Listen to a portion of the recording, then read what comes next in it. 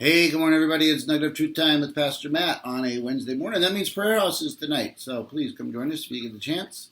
7 o'clock. It's a time of quiet, reflective, quiet, personal prayer. And then we pray corporately together for about an hour. Come when you can, leave when you must. It's no big thing to come late or leave early. All right. Nugget of Truth number 363. Well, to be honest, sometimes I read a nugget, I'm tempted to skip it and replace it with something else. But I'm going to forge ahead and do today's nugget as the one written down.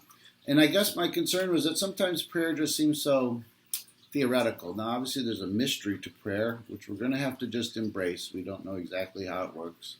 All we know is that Jesus told us to pray.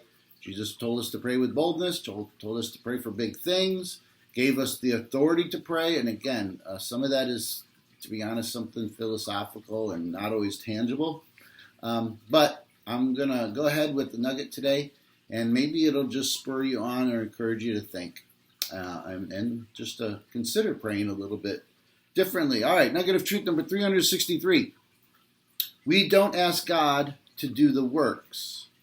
Rather, we line up our wills with His and talk not to the Father, but on His behalf, speaking authoritatively to correct the situation.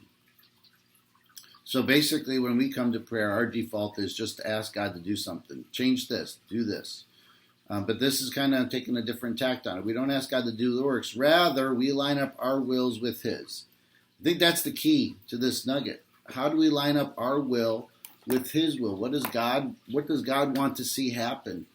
And obviously, we have an idea of what we want, what we think God must do. But sometimes God's will is different. So prayer is this effort to line up our will with His.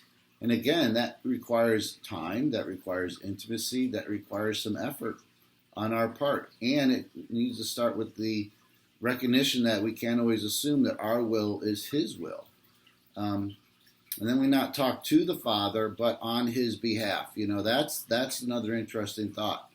How do we intercede to the Father, obviously, but also with the sense of authority, doing it on His behalf. Like, hey, I believe that this is what you want to see happen, and you're coming alongside Him, if you will, in prayer. And again, you know, how Jesus intercedes for us, and it kind of all, again, there's a mystery to it, but I just ask you to consider kind of the core of this. How do we not just ask God to do things, but how do we line up our will with His and find out what His will is in the situation? God's will is for somebody to be saved. Then you pray that. You can pray that way, obviously. That's just one example. So, all right, take care. God bless. Bye-bye.